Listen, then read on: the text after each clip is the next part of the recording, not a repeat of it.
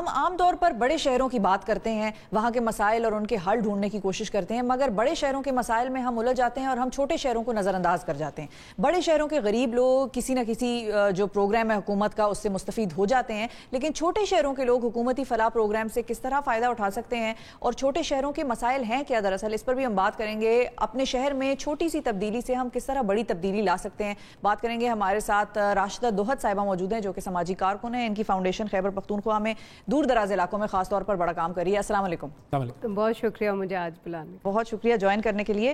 یہ بتائیں سب سے پہلے تو کہ دور دراز علاقوں کے بڑے مسائل، مین مسائل جو ٹی وی پہ یا میڈیا میں یا لوگوں کے ذہنوں میں نہیں ہیں، وہ کیا ہیں؟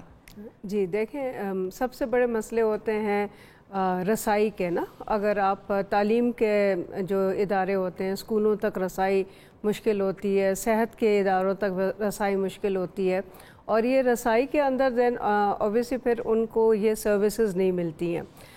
پانی کے مسئلے ہوتے ہیں، پینے کے پانی کے مسئلے ہوتے ہیں۔ کئی جگہوں پہ جہاں پینے کے پانی نہیں اویلیبل ہوتے تو خواتین 4-4 5-5 گھنٹے ون وے چل کے جاتی ہیں پانی لینے کے لیے۔ تو آپ اندازہ لگائیں کہ اگر آپ 12 گھنٹے دن میں جاگ رہے ہیں تو اس میں آپ کے 10 گھنٹے صرف پانی کو ایکسیس کرنے میں لگ جاتے ہیں۔ تو یہ مسئلے جو ہیں وہ بہت شدید ہوتے ہیں۔ اچھا، پھر روڈوں کے بڑے مسئلے ہوتے ہیں، خاص طور پہ جو پہاڑی علاقے ہیں۔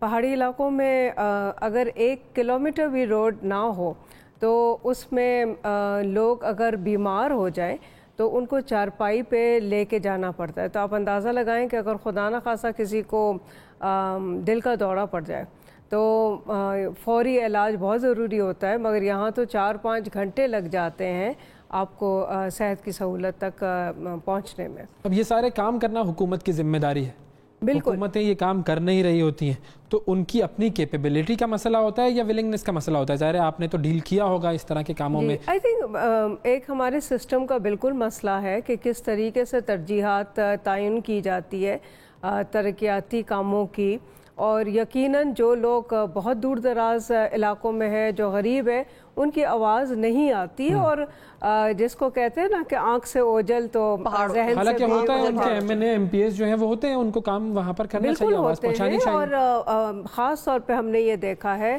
M N A M P S بھی ہوتے ہیں وہاں، مگر شاید کبھی رسائی تھوڑی مشکل ہوتی ہے، مگر جو مقامی حکومت کا سلسلہ تھا اس میں ہم نے دیکھا کہ رسائی جو ہے وہ بہت زیادہ بڑھ گئی تھی، خاص طور پہ جو خیبر پختونخوا میں جو ابھی 2013 میں جو آیا لوکل گورنمنٹ، اور انہوں نے جو دیہی علاقوں میں کاؤنسلز کو ڈالا، تو وہاں جب کاؤنسلرز اس لیول پہ آ گئے تو ظاہر ہے اگر ایک بندہ گاؤں میں بیٹھا ہے، وہ نہ صرف اس کی رسائی ہوتی ہے لوکل کاؤنسلر کے تک، اس کو پتہ بھی ہوتا ہے کہ ہاں جی یہ بندہ ہے، ادروائز فرض کریں کہ کوئی ایک طرح سے برج ہو جاتا ہے نا، ایک برج ہو جاتا ہے۔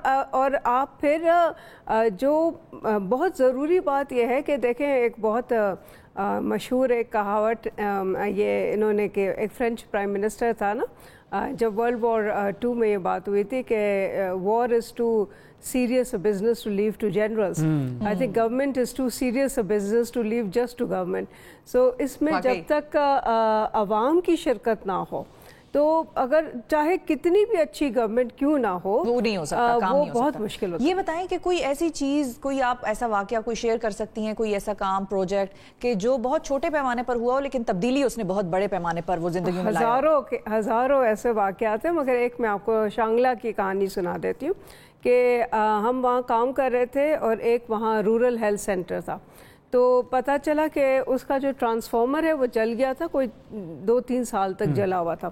اچھا، اس کا جو اثر یہ تھا کہ آپ کی الٹرا ساؤنڈ مشین نہیں چلتی ہے، آپ کی ایکس رے مشین نہیں چلتی ہے، سو جو ڈائگنوسٹک ایکوپمنٹ ہے وہ نہیں چل رہا تھا۔ مگر it was not just that, اس کے ساتھ ساتھ پینے کا پانی بھی نہیں ہو سکتا تھا کیونکہ پمپ نہیں چلتا تھا، مگر وہ آر ایچ سی بیچارہ کچھ نہ کچھ کر کے چل رہا تھا۔ اچھا، پھر جو ہماری تنظیم جو مقامی سطح پہ لوگوں کو منظم کر کے ہم آگے لے کے جاتے ہیں اور ایک وہ پٹیشن بناتے ہیں، انہوں نے ایک پٹیشن ایک کھلی کچہری میں پیش کی اور وہ ٹرانسفارمر ڈی سی کے احکامات کے مطابق وہ لگ گیا. اچھا جب لگ گیا تو ہم نے وہاں تھوڑا سا لوگوں سے بات کی کہ اس سے کیا فرق پڑا نا, what was a big deal. And یہ پتہ چلا کہ لوگ خاص طور پہ خواتین, وہ جب ڈاکٹر ان کو کہتا بھی تھا نا کہ جی آپ کو الٹرا ساؤنڈ کی ضرورت ہے یا فلاں کی ضرورت ہے, وہ کہتے تھے اب RHC میں تو ہے نہیں, اب میں کہاں, شانگلہ اور سوات ساتھ ہے تو اگر وہاں RHC میں نہ ملے تو آپ کو سوات تک ٹریول کرنا پڑتا تھا نا. اور اس میں جو خاص بات ہے نا, جو آپ نے اپنی اوپننگ میں بہت اہم بات کی کہ یہ چیزیں زیادہ تر غریب کو افیکٹ کرتی ہے. جو لوگ امیر ہے, جو جن کے پاس وسائل ہے, وہ کچھ نہ کچھ پہ کر ہی لیتے ہیں, پرائیویٹ کے پاس چلے جاتے ہیں. مگر جو گورنمنٹ اور پبلک سروسز ہیں وہ غریب کے لیے بہت زیادہ امپورٹنٹ ہوتی ہے کیونکہ وہ فری آف کاسٹ وغیرہ ہوتی ہے. تو اگر ہم آپ سے یہ پوچھیں کہ 3 چیزیں, ظاہر ہے آپ نے ان علاقوں میں وزٹ بھی کیا ہوا ہے, تو 3 چیزیں جن پر کہ فوری طور پر کام ہونا چاہیے جس سے کہ ان کی زندگیاں بہتر ہوں گی دور دراز علاقوں کے لوگوں کی, وہ کیا ہوں گی؟ آئی تھنک پہلی بات تو یہ ہے کہ لوگوں کی باتیں سننی چاہیے, اور ایسے ایسے مواقع دینے چاہیے کہ حکومت اور لوگ جو ہے وہ آپس میں بات چیت کر سکیں. اب ویسے جو کھلی کچہری کا کانسیپٹ ہے وہ ایسا نہیں ہے کہ نہیں ہوتا ہے یہ, مگر اس میں بھی ایک جو ہماری ایک جاگیردارانہ سوچ ہے نا, ایک فیوڈل سسٹم کہ اچھا جی بڑا صاحب آیا ہوا ہے, لوگ اپنی عرضیاں لاتے ہیں اور وہ کہتے ہیں جاؤ میں نے تمہیں یہ دے دیا. ایسا نہیں ہونا چاہیے. طریقے سے جو کھلی کچہری ہونی چاہیے وہ حکومت جو ہے وہ اپنی پرفارمنس پہ اکاؤنٹیبل ٹھہرے کہ کیا کام نہیں ہوا ہے, اور وہ اپنی سروس سمجھ کے جو ہے لوگوں سے باتیں سنے کہ جی کیا. ٹھیک ہے, ایک تو کھلی کچہریاں ہوں.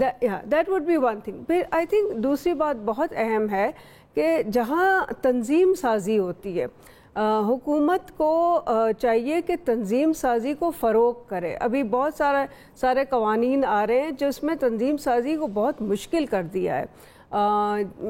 بینک اکاؤنٹس, تنظیم سازی پھر بہت ساری غلط تنظیم سازیاں بھی ہو جاتی ہیں نا, تو ان کے اوپر ہمیں قدریں تو لگانی پڑیں گی. ساری چیزوں کا چیک اینڈ بیلنس تو ضروری ہے. بالکل صحیح کہ غلط تنظیم سازی بھی ہوتی ہے, فراڈ بھی بہت ہوتا ہے. تو ریگولیشن از ایکسٹریملی امپورٹنٹ, مگر بہت فائن لائن ہے نا ریگولیشن اور اسٹرینگولیشن کے درمیان.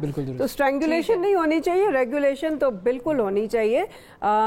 میرا خیال ہے ہر سیکٹر کے لیے ریگولیشن ضروری ہوتی ہے, کیونکہ اگر کسی بھی سیکٹر میں کچھ لوگ غلط کام کر رہے ہوتے ہیں تو پورے سیکٹر کو اثر ہوتا ہے. تو دوسری چیز ہو گئی کہ تنظیم سازی کے لیے آسانیاں پیدا کی جائیں, پورے سیکٹر کی کریڈیبلٹی جو ہے وہ افیکٹ ہو جاتی ہے. بالکل. تیسری چیز کیا ہونی چاہیے؟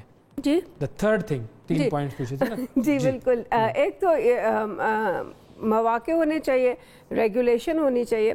دین آئی تھنک کہ بہت زیادہ ضروری ہے جو ہم اپنی بجٹنگ کا کام کرتے ہیں. سو بجٹنگ جو ہے, سچی بات ہے ہمارے یہاں جو کوشش بہت ہو رہی ہے کہ اس میں ریفارم لایا جائے, مگر عوام کی شمولیت جو ہے وہ بہت ضروری ہے.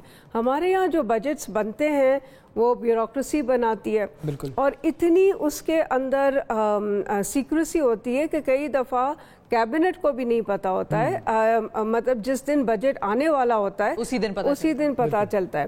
تو ان چیزوں کو اب یہ بہت ہی آرکیک قسم کے سسٹمز ہیں, اوپن ہونا چاہیے چیزوں کو. It is to be open. آپ اس کو اچھا ہوتے ہیں سیمینارز, یہ نہیں کہ سیمینار نہیں ہوتے ہیں, وہ بجٹ سیمینار 2-3 جو ہے نا وہ ہو جاتے ہیں. اس کو بہت زیادہ وسیع پیمانے پہ کرنا چاہیے تاکہ لوگوں کی ان پٹ جو ہے وہ آ سکے, اور لوگ اپنے وہ بتا سکیں کہ وہ حکومت سے کیا چاہتے ہیں. اچھا ایک امپورٹنٹ میں آپ کو بات بتا دوں, میں جب پچھلے 20 سالوں سے ہم اس پہ کام کر رہے ہیں, اور خاص طور پہ 3 سالوں میں ہم نے یہ سوشل اکاؤنٹیبلٹی کا کام بہت تیزی سے کیا. ایک ہمارا پروجیکٹ تھا سٹیزن انگیجمنٹ کا.